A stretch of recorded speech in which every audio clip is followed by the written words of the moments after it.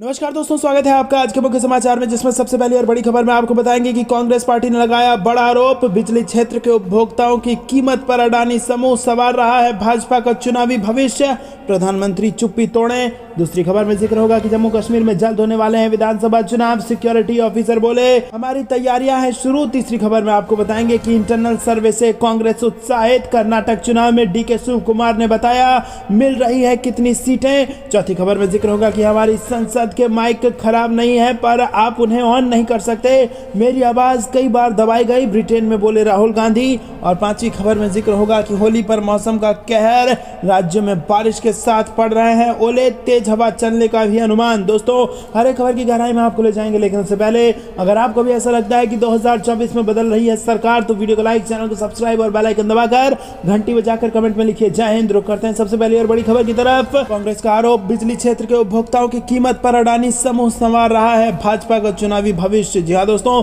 आपको बता दें कि कांग्रेस ने बिजली क्षेत्र में अडानी समूह की चालबाजी पर मंगलवार को सवाल उठाया और आरोप लगाया कि वो भारतीय उपभोक्ताओं की कीमत पर भाजपा के चुनावी भाग्य को प्रभावित कर रही है। विपक्षी दल ने यह भी पूछा कि क्या कोई भी जांच एजेंसियां जो प्रधानमंत्री नरेंद्र मोदी के राजनीतिक विरोधियों की जांच करने के लिए तत्पर है, अडानी समूह के अपारदर्शी लेन देन पर गौर करेंगी। कांग्रेस नेता जयराम रमेश ने प्रधानमंत्री से इस मुद्दे पर अपनी चुप्पी तोड़ने का आग्रह किया।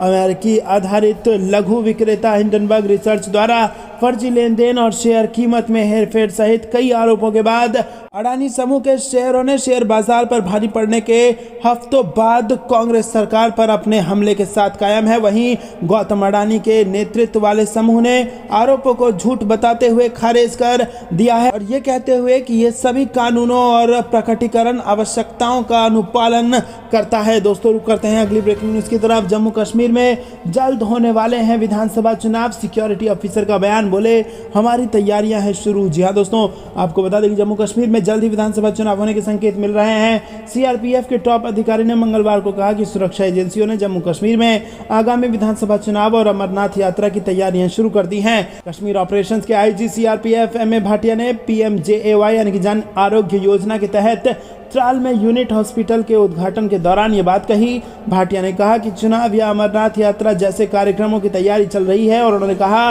कि हमारा प्रयास होगा कि यहाँ कोई भी कार्यक्रम हो, चाहे चुनाव हो या फिर यात्रा, हम तैनात रहेंगे। और कहा कि कानून व्यवस्था व सुरक्षा के लिए कड़े इंतजाम किए जाएंगे।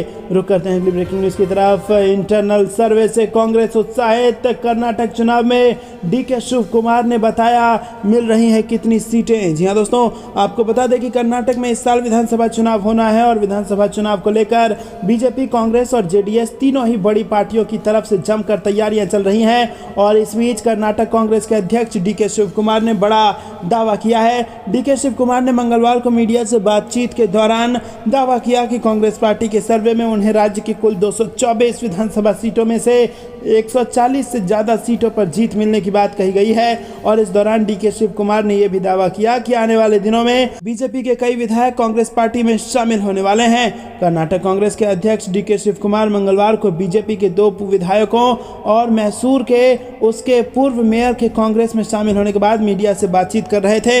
रुक करते हैं अगली ब्रेकिंग न्यूज की तरफ। हमारी संसद के माइक खराब नहीं है पर आप उन्हें ऑन नहीं कर सकते, मेरी आवाज कई बार दबाई गई, ब्रिटेन में बोले राहुल गांधी। जी हाँ दोस्तों, भारत की संसद में माइक है, वो काम भी करते हैं, अलबत्ता आप उन्हें ऑन नहीं कर सकते। कांग्रेस के पूर्व अध्यक्ष राहुल गांधी ने नरेंद्र मोदी सरकार पर ब्रिटेन में तीखा हमला बोलते हुए लोकतंत्र का गला घोटने का आरोप लगाया।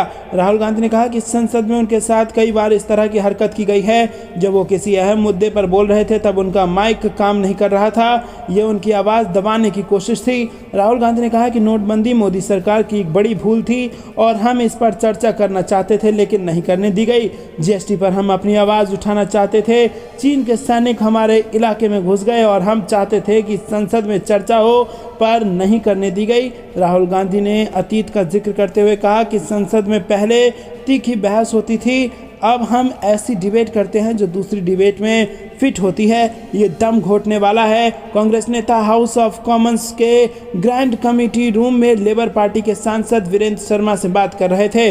रुक करते हैं ब्रेकिंग न्यूज की तरफ। होली पर मौसम का कहर, इस राज्य में बारिश के साथ पड़ रहे हैं ओले, तेज हवा चलने का भी अनुमान। जी हाँ दोस्तों, पूरा देश होली के रंग में रंगा हुआ है, लेकिन इस बार होली के मौके पर कुछ राज्यों में खलल पड़ चुकी है। होली के रंग गुलाल के बदले आसमान से पड़ रहे ओले हैं और हो रही है जोरदार बारिश। जी हाँ दोस्तों, राजस्थान के कई हिस्सों में बीते 24 घंटे के दौरान बादल गरजने के साथ हल्की से मध्यम बारिश हुई और कुछ इलाकों में ओलावृष्टि भी दर्ज की गई। होली से पहले मौसम की ऐसी मार से लोग परेशान हैं। वहीं दोस्तों, मौसम विभाग के अनुसार इस दौरान सबसे अधिक बारिश कोटा के चेचट में 25 मिलीमीटर, बांसवाड़ा में, भूंगरा में 25 मिलीमीटर और कई और जगह पर भी बारिश हुई है। रुक करते हैं अगली ब्रेकिंग न्यूज की तरफ। कर्नाटक रिश्वतखोरी मामले में फरार बीजेपी विधायक के खिलाफ कांग्रेस ने शुरू किया पोस्टर अभियान। जी हां दोस्तों, विपक्षी कांग्रेस पार्टी ने मंगलवार को कर्नाटक रिश्वतखोरी मामले में फरार भाजपा के लापता विधायक मदल विरुक्षप्पा के खिलाफ पोस्टर अभियान शुरू कर दिया है। यूथ कांग्रेस के सदस्यों ने बेंगलुरु और दावणगेरे जिले में सैकड़ों पोस्टर चिपकाए और पोस्टरों में आरोपी विधायक की एक बड़ी तस्वीर है और बड़े अक्षरों में लापता लिखा हुआ है। दोस्तों, रुक करते हैं अगली ब्रेकिंग न्यूज की तरफ। विधानसभा चुनाव में पंचायत प्रतिनिधियों को आगे करेगी कांग्रेस, बड़े आंदोलन की है तैयारी। जी हाँ दोस्तों, नवंबर में होने वाले विधानसभा चुनाव में कांग्रेस पंचायत प्रतिनिधियों को आगे करेगी। ग्रामीण क्षेत्रों में बूथ प्रबंधन की कमान पंचायत प्रतिनिधि संभालेंगे और इसके लिए पार्टी का पंचायत प्रकोष्ठ ऐसे कार्यकर्ताओं की सूची तैयार कर रहा है जो पूरा समय मतदान केंद्र पर दे सकते हैं। वहीं सरपंच, जनपद एवं जिला पंचायत सदस्यों की मांगों को लेकर प्रदेश में बड़े आंदोलन की तैयारी भी की जा रही है। विधानसभा का बजट सत्र संपन्न होने के बाद इसको लेकर प्रदेश कांग्रेस अध्यक्ष कमलनाथ बैठक करेंगे। कांग्रेस विधानसभा चुनाव में मतदान केंद्रों का प्रबंधन करने के लिए 3 स्तरीय व्यवस्था बनाकर काम कर रही है। इसमें पार्टी की सभी इकाइयों की टीम मतदान केंद्र पर सक्रिय रहेंगी। पंचायत राज प्रकोष्ठ के अध्यक्ष धीपी धाकड़ का कहना है कि पंचायत चुनाव में कांग्रेस समर्थित उम्मीदवार बड़ी संख्या में चुनाव जीते थे। रुक करते हैं अगली ब्रेकिंग न्यूज की तरफ। बीजेपी को हराने के लिए खास रणनीति बना रही कांग्रेस, मल्लिकार्जुन खड़गे ने किया प्लान का खुलासा। जी हाँ दोस्तों, आपको बता दें कि कर्नाटक में होने वाली विधानसभा चुनाव में भारतीय जनता पार्टी अपनी सत्ता बचाने की कोशिश में जुटी है, तो कांग्रेस दोबारा सत्ता पर काबिज होने के लिए प्लान बना रही है। हाल ही में कांग्रेस अध्यक्ष मल्लिकार्जुन खड़गे ने पार्टी के प्लान का खुलासा किया, जिसके जरिए कांग्रेस कर्नाटक चुनाव में बीजेपी को सत्ता से हटाकर अपनी सरकार बनाना चाहती है। इसके साथ ही मल्लिकार्जुन खड़गे ने कर्नाटक में रैली के दौरान राज्य की जनता से वादा किया कि अगर उनकी सरकार बनती है तो सभी वर्गों और राज्य के विकास के लिए काम किया जाएगा। रुक करते हैं अगली ब्रेकिंग न्यूज की तरफ। पापा को तंग कर रहे हैं, दिल्ली की कुर्सी हिला देंगे, भड़की लालू यादव की बेटी रोहिणी आचार्य। जी हाँ दोस्तों, लैंड फॉर जॉब घोटाले में बिहार के पूर्व सीएम और आरजेडी सुप्रीमो लालू यादव से सीबीआई ने मंगलवार को लंबी पूछताछ की। दिल्ली में मीसा भारती के आवास पर पहुंची सीबीआई टीम ने इस दौरान लालू यादव से कई सवाल पूछे और वहीं इस एक्शन से लालू यादव की बेटी रोहिणी आचार्य भड़क गई हैं। उन्होंने धमकी भरे अंदाज में ट्वीट कर लालू यादव को तंग करने का आरोप लगाया और कहा कि उन्हें परेशानी हुई तो दिल्ली की कुर्सी हिला देंगे। बता दें कि बीते साल दिसंबर में ही लालू यादव का किडनी ट्रांसप्लांट हुआ और उन्हें रोहिणी आचार्य ने किडनी डोनेट की है।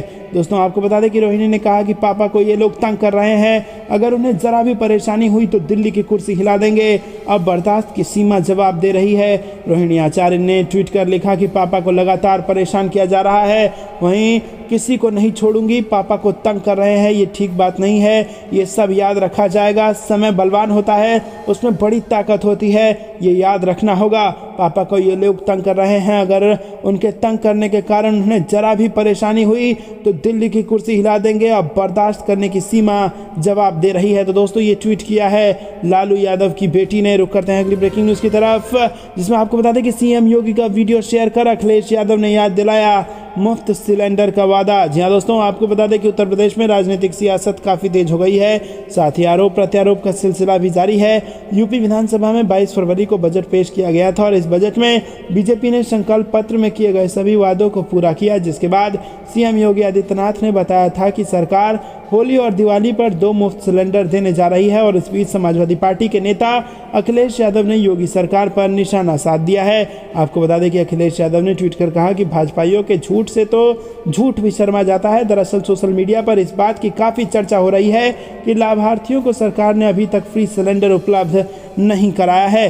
दोस्तों, रुक करते हैं अगली ब्रेकिंग न्यूज़ की तरफ। की रक्षक संस्थाओं पर बीजेपी का कब्जा, इसीलिए भारत जोड़ो यात्रा करनी पड़ी, राहुल गांधी का बयान। जी हां दोस्तों, विदेश में देश को बदनाम करने के आरोप पर कांग्रेस नेता राहुल गांधी ने बीजेपी पर निशाना साधा।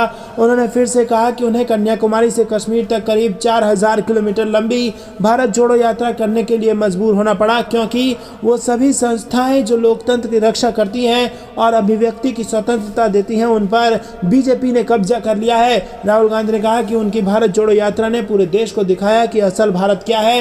उन्होंने कहा कि भारत के मूल्य क्या है, हमारे धर्म हमें क्या सिखाते हैं, हमारी अलग अलग भाषाएं क्या कहती हैं, हमारी अलग अलग संस्कृतियां हमें बताती हैं कि हम विभिन्न विभिन्न विचारों वाला एक देश है और हमने बिना किसी घृणा, बिना क्रोध और अपमान के सौहार्दपूर्ण तरीके से एक साथ रहने की क्षमता है हमें, और जब हम ऐसा करते हैं तभी हम सफल हैं। यात्रा का यही संदेश था। बीजेपी ने राहुल गांधी की कैम्ब्रिज में दिए गए भाषण के बाद आरोप लगाया कि उन्होंने बार बार चुनावी हार के बाद विदेशों में भारत को बदनाम किया है। राहुल गांधी ने शनिवार को शाम को इंडियन जर्नलिस्ट एसोसिएशन द्वारा आयोजित इंडिया इनसाइट कार्यक्रम में संवाददाताओं से कहा कि मुझे याद है कि प्रधानमंत्री ने विदेश जाकर कहा था कि आजादी के 60 या 70 साल में कुछ भी नहीं किया गया है। दोस्तों, रुक करते हैं अगली ब्रेकिंग न्यूज की तरफ। बीजेपी एकनाथ शिंदे पर उद्धव ठाकरे का हल्ला बोल, कहा चुनाव आयोग केंद्र का गुलाम। जी हां दोस्तों, महाराष्ट्र के पूर्व मुख्यमंत्री उद्धव ठाकरे ने रविवार को बीजेपी और सीएम एकनाथ शिंदे गुट पर जमकर निशाना साधा। रत्नागिरी के खेड़गांव स्थित गोलीबार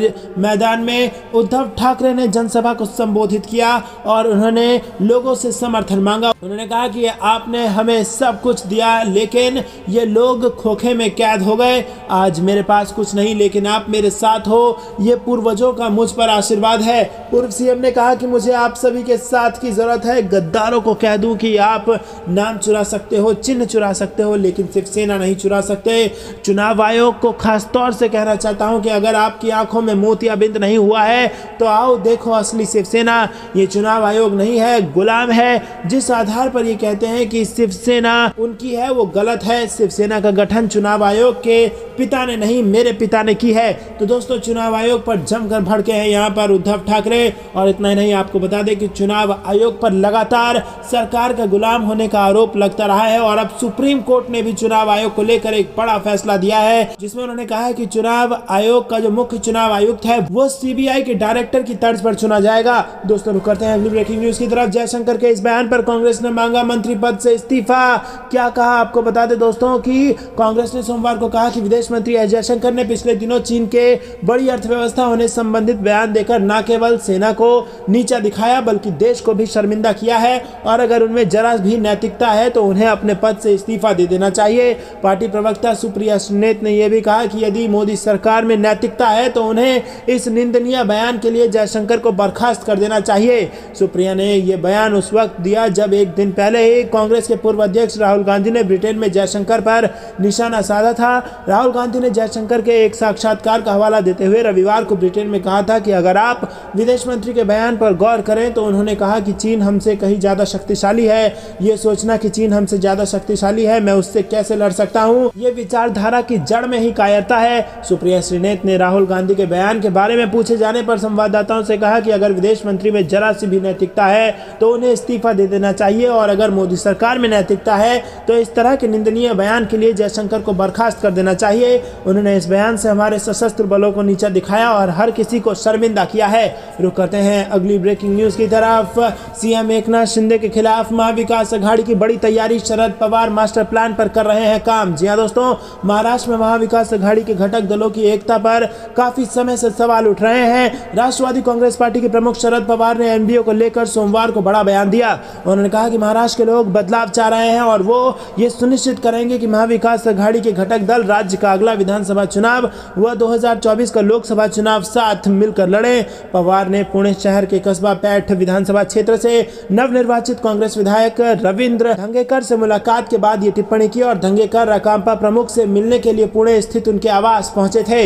रुक करते हैं अगली ब्रेकिंग न्यूज की तरफ। बीजेपी को हराने के लिए मास्टर प्लान तैयार कर रही कांग्रेस अध्यक्ष मल्लिकार्जुन खड़गे ने बताई प्लानिंग। जी हां दोस्तों, कांग्रेस अध्यक्ष मल्लिकार्जुन खड़गे ने रविवार को कहा कि पार्टी आगामी दिनों में प्रधानमंत्री नरेंद्र मोदी के नेतृत्व वाली भारतीय जनता पार्टी सरकार का एक साथ मिलकर मुकाबला करने के लिए देश के विभिन्न राजनीतिक दलों को एकजुट करने का हर संभव प्रयास कर रही है। उन्होंने लोगों से राज्य में आगामी विधानसभा चुनावों में कर्नाटक में भाजपा सरकार को सत्ता से हटाने और कांग्रेस की सरकार बनाने का आग्रह किया।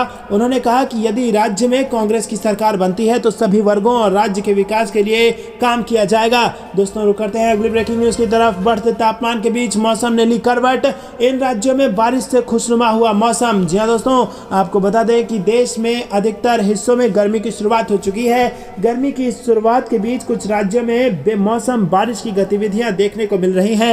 गुजरात, महाराष्ट्र, राजस्थान समेत कुछ और राज्यों में बारिश हुई है और राज्यों में बारिश के चलते तापमान में थोड़ी कमी दर्ज की गई है। हालांकि मौसम विभाग की माने तो मध्य भारत और पश्चिम भारत से लगे हुए राज्यों से आज से लेकर 8 मार्च तक बारिश की गतिविधियां देखने को मिलेंगी। रुक करते हैं अगली ब्रेकिंग न्यूज की तरफ। वसुंधरा राजे के शक्ति प्रदर्शन की गूंज दिल्ली तक, बीजेपी की बढ़ गई टेंशन, पूर्व सीएम ने कहा यह भक्ति प्रदर्शन था। जी हां दोस्तों, आपको बता दें कि राजस्थान की पूर्व मुख्यमंत्री वसुंधरा राजे के जन्मदिन पर शक्ति प्रदर्शन की गूंज दिल्ली तक सुनाई दे रही है।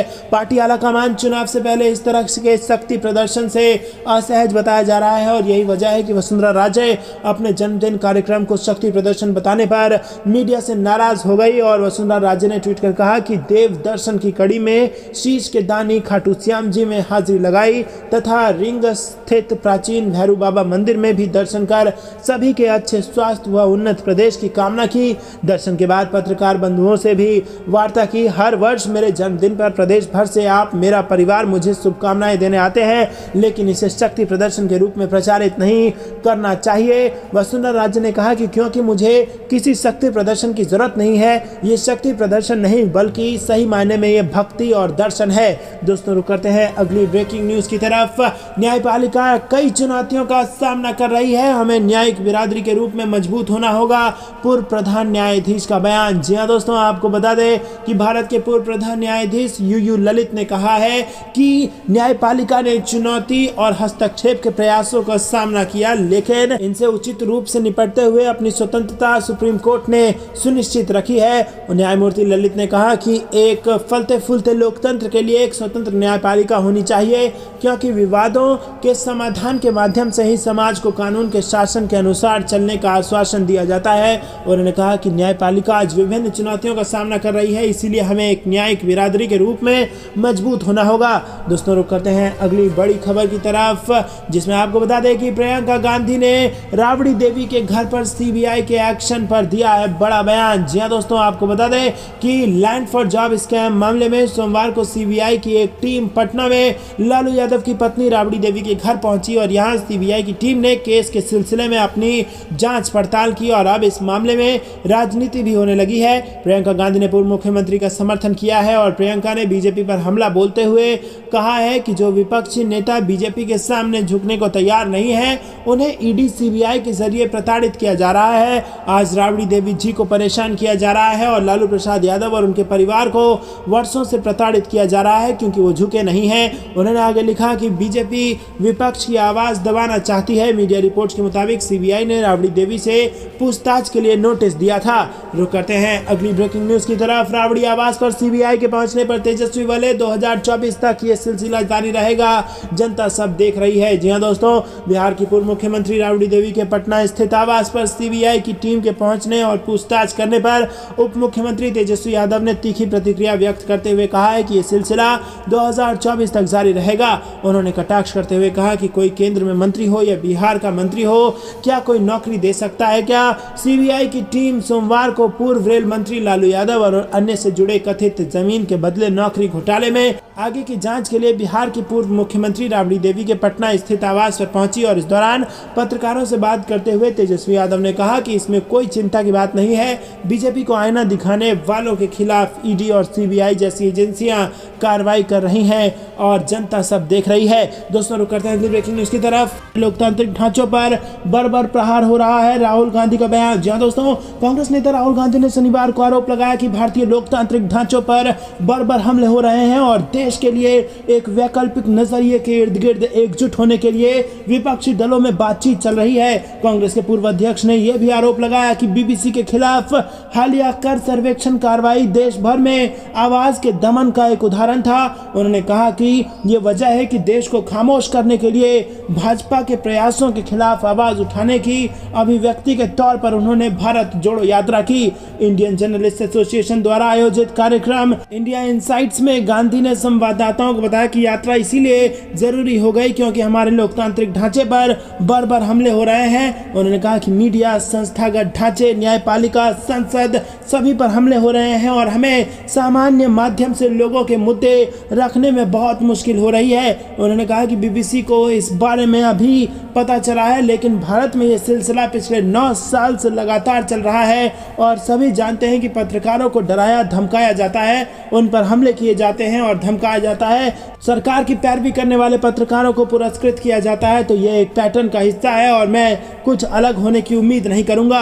दोस्तों रुक करते हैं अगली ब्रेकिंग न्यूज की तरफ। मनीष सिसोदिया की गिरफ्तारी के खिलाफ 8 दल आए साथ, पीएम मोदी को लिखी चिट्ठी। जी हां दोस्तों, 8 विपक्षी पार्टियों के नेताओं ने प्रधानमंत्री मोदी के नाम एक चिट्ठी लिखी है और इस चिट्ठी में उन्होंने केंद्रीय एजेंसियों के दुरुपयोग का आरोप लगाया है। साथ ही आबकारी नीति के मामले में दिल्ली के पूर्व मुख्यमंत्री और आम आदमी पार्टी के वरिष्ठ नेता मनीष सिसोदिया की गिरफ्तारी को ताजा उदाहरण बताया गया है। चिट्ठी लिखने वाले नेताओं में दिल्ली के मुख्यमंत्री अरविंद केजरीवाल भी शामिल हैं। चिट्ठी पर जिन 8 नेताओं के नाम हैं उनमें के चंद्रशेखर राव, ममता बनर्जी, अरविंद केजरीवाल, भगवंत मान, तेजस्वी यादव, फारूक अब्दुल्ला, शरद पवार, उद्धव ठाकरे और अखिलेश यादव के नाम शामिल हैं। प्रधानमंत्री जी, हमें उम्मीद है कि आप इस बात से सहमत होंगे कि भारत अभी भी एक लोकतांत्रिक देश है। और चिट्ठी में लिखा गया कि विपक्षी दलों के नेताओं के खिलाफ लगातार हो रहा केंद्रीय एजेंसियों का दुरुपयोग ये बता रहा है कि देश में एक निरंकुश तंत्र की स्थापना हो रही है। 26 फरवरी 2023 को दिल्ली के डिप्टी सीएम को सीबीआई के द्वारा गिरफ्तार कर लिया गया और उनके खिलाफ लगाए गए सभी आरोप निराधार हैं।